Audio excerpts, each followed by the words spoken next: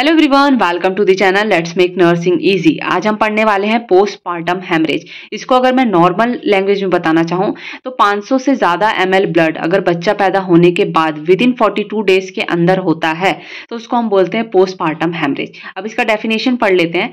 Any amount of bleeding more than 500 ml from और into the genital tract following childbirth to up to the end of puerperium as evidenced by decreased BP, hypotension, increased heart rate, tachycardia। इसमें ये बोला कि 500 ml से ज़्यादा blood जो कि genital tract से फॉलो चाइल्ड बर्थ के बाद हो और क्या हो up to the puerperium period के अंदर होना चाहिए विद इन 42 डेज या 6 वीक। एविडेंस बाय हम कैसे उसको कंफर्म करेंगे? हाइपोटेंशन, बीपी कम हो जाएगा, इंक्रीज हार्ट रेट बढ़ जाएगा। ये क्या है? मोस्ट कॉमन कॉम्प्लिकेशन है पीपीएच आफ्टर चाइल्ड बर्थ का। और इसका इंसिडेंस देखा जाए तो हर 100 में से 4 से 6 वुमेन जो है इससे सफ़र होती है। मतलब 100 में से 4 से 6 फीमेल जो है उनको पीपीएच होने के चांस बहुत ज़्यादा रहते हैं।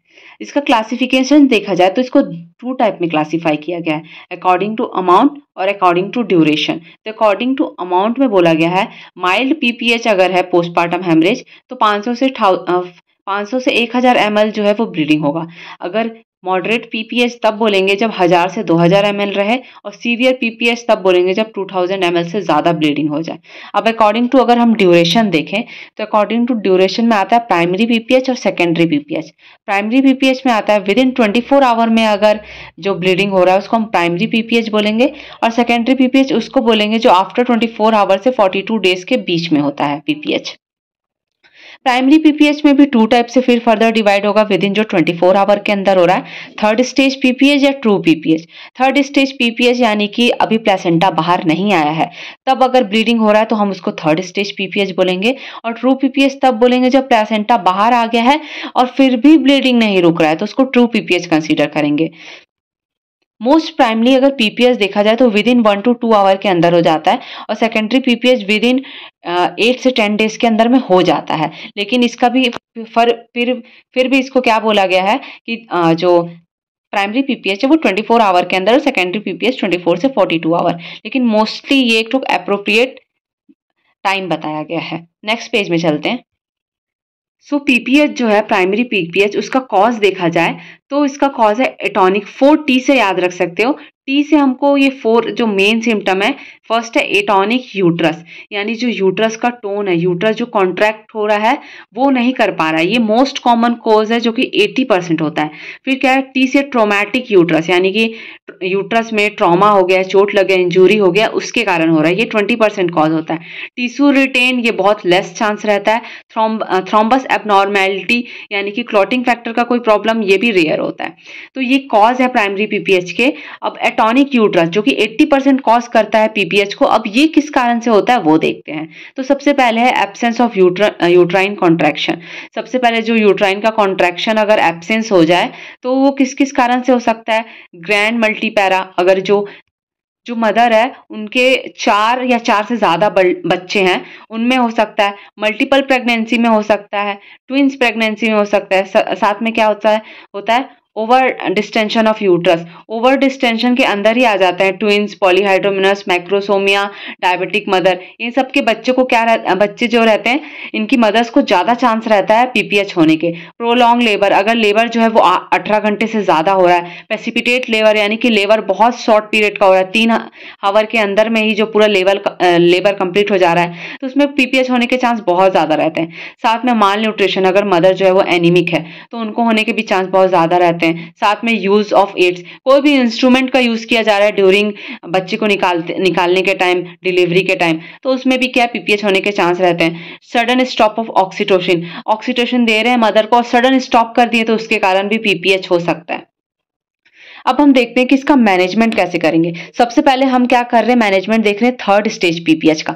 थर्ड स्टेज पीपीएच यानी कि प्लेसेंटा भी मदर के वूम के अंदर ही है लेकिन उस तभी भी क्या है? ब्लीडिंग हो रहा है तो उसको हम थर्ड स्टेज पीपीएच बोलेंगे। तो इसका मैनेजमेंट देखते हैं। सबसे पहले क्या करेंगे? Immediate hospitalisation. पेशेंट को सबसे पहले इमीडिएट हॉस्पिटलाइज करेंगे पेशेंट को। फिर क्या करेंगे? जनरल इंटरवेंशन देखते हैं, मसाज दी यूट्रस। सबसे पहले यूट्रस को मसाज करेंगे। इफ यूट्रस सॉफ्ट और बॉगी, अगर यूट्रस जो है एकदम सॉफ्ट और बॉगी है तो उस यूट्रस को हमको क्या करना है, मसाज करना है। साथ में हमको क्या करना है, वाइटल साइंस देखना है। एडमिनिस्टर आईवी फ्लूइड को एडमिनिस्टर करना है। लार्ज बोक कैनुला भी हमको लगाना रहता है। Injection oxytocin 10 international unit IM देंगे। ये सब हमको क्या करना है, देना है। साथ में हमको क्या करना है, if placenta separated then fundal pressure लगा के कंट्रोल कॉर्ड ट्रैक्शन मेथड से हमको निकाल देना है, अगर प्लेसेंटा सेपरेट हुआ है तो। और सेकंड में क्या बोल रहा है, इफ प्लेसेंटा नॉट सेपरेटेड तो मैनुअल रिमूवल ऑफ प्लेसेंटा हमको करना है। तो ये था हमारा मैनेजमेंट थर्ड स्टेज PPH का। Management of true PPH। अभी तक हमने देखा management of third stage of PPH। Third stage of PPH में क्या, प्लेसेंटा भी रिटेन था, वो मदर के वोम में ही था, तो प्लेसेंटा नहीं आया था, उस कारण से ब्लीडिंग हो रहा था। लेकिन अब क्या हुआ कि अब प्लेसेंटा निकल चुका है, फिर भी मदर को ब्लीडिंग हो रहा है, तो इसको हम ट्रू PPH या रियल PPH भी बोलते हैं। इसमें क्या करेंगे हम, फर्स्ट इमीडिएटली क्या करेंगे, हॉस्पिटलाइजेशन करेंगे, पेशेंट को कॉल फॉर एक्स्ट्रा हेल्प के लिए बुलाएंगे, रिकॉर्ड करेंगे, वाइटल साइन रिकॉर्ड करेंगे, मदर का ब्लड एग्जामिनेशन करेंगे ताकि हमको पता चल सके मदर का ब्लड ग्रुप कौन सा है। फिर अरेंज करेंगे ब्लड, एडमिनिस्टर करेंगे IV फ्लूइड। और इसमें क्या होगा, दो चीज होगा, या तो जो यूट्रस है वो सॉफ्ट होगा या तो फिर हार्ड होगा। अगर यूट्रस हार्ड फील हो रहा है फिर भी ब्लीडिंग हो रहा है तो ये क्या हो सकता है, ट्रॉमेटिक यूट्रस होता सकता है, यानी कि यूट्रस में कोई ट्रॉमा, कोई कट लगा है। तो हम ना यूट्रस को एक्सप्लोर करेंगे अच्छे से, वजाइना कनाल भी देखेंगे, अगर वहां पे कोई कट है तो हम ह्यूमोस्टैटिक सूचर करेंगे जिसके कारण ब्लीडिंग स्टॉप हो जाएगा। लेकिन अगर यूट्रस हमको सॉफ्ट फील हो रहा है तो वो क्या रहेगा, एटॉनिक यूट्रस, यानी यूट्रस में टोन नहीं है, यूट्रस हार्ड नहीं हुआ है, इस कारण से ब्लीडिंग हो रहा है। तो हम सबसे पहले मसाज करेंगे यूट्रस को, मसाज करने से ठीक हो जाता है तो ठीक, नहीं तो फिर हम क्या करेंगे, इंजेक्शन ऑक्सीटोसिन देंगे 10 इंटरनेशनल यूनिट 500 ml NS के साथ 60 ड्रॉप पर मिनट के अकॉर्डिंग हम देंगे। अगर इसके बाद भी अगर यूट्रस क्या करेगा, दो ऑप्शन रहेंगे कि ब्लीडिंग स्टॉप हो जाएगा ऑक्सीटोसिन देने के बाद, या फिर क्या होगा, ब्लीडिंग स्टॉप नहीं होगा, ब्लीडिंग कंटिन्यू होगा। तो हम क्या करेंगे, इंजेक्शन मिथार्जिन देंगे 0.25 mg IM। इससे भी दो चीजें होंगी, या तो ब्लीडिंग स्टॉप हो जाएंगी या ब्लीडिंग कंटिन्यू रहेंगी। अगर ब्लीडिंग कंटिन्यू है तो हम देंगे प्रोस्टाग्लैंडिन F2 अल्फा, जो कि क्या रहेगा 120 UG IM देंगे, या फिर क्या देंगे, टैबलेट PGF1 देंगे 1000 UG, या फिर क्या करेंगे, इंट्रारेक्ट इसको जो PGF1 है इसको क्या कैसे देंगे, इंट्रारेक्टली देंगे, ठीक है, सपोर्ट करते हुए अंदर की तरफ सपोजिस्ट कर देंगे, यानी कि अंदर की तरफ डाल देंगे रेक्टम में। उसके बाद नेक्स्ट पेज में चलते हैं। सो प्रोस्टाग्लैंडिन F1 1000 UG देने के बाद इंट्रारेक्टली, इसके बाद भी दो चीज होगा, या तो ब्लीडिंग स्टॉप हो जाएगा या तो ब्लीडिंग कंटिन्यू रहेगा। अगर ब्लीडिंग कंटिन्यू रहा तो हम यूट्राइन टैम्पोनेंट यूज करेंगे, क्योंकि मेडिसिन हमने अभी तक पूरी जो होती हैं ये यूज कर ली हैं। तो ये क्या होता है, ये डिवाइस होता है जिससे कि हम क्या कर सकते हैं, स्टॉप कर सकते हैं ब्लीडिंग। तो ये 3 टाइप के डिवाइस होते हैं। सबसे पहले क्या होता है, इंट्रायूटाइन पैकिंग होता है, जिसमें हम एक गॉज ले लेते हैं जो कि 8 मीटर लॉन्ग और 5 सेंटीमीटर थिक उसका चौड़ाई रहता है। उसको हम क्या करते हैं, यूट्रस में उसका पूरा पैक करते हैं, यानी कि गॉज से पूरा उसको पैक करेंगे और कहीं भी स्पेस नहीं छोड़ना है ताकि वहां क्लॉट ना बन जाए इसीलिए, और उसको बीटाडिन से डीप करके पूरा पैक करते हैं ताकि जो ब्लीडिंग है वो स्टॉप हो जाए।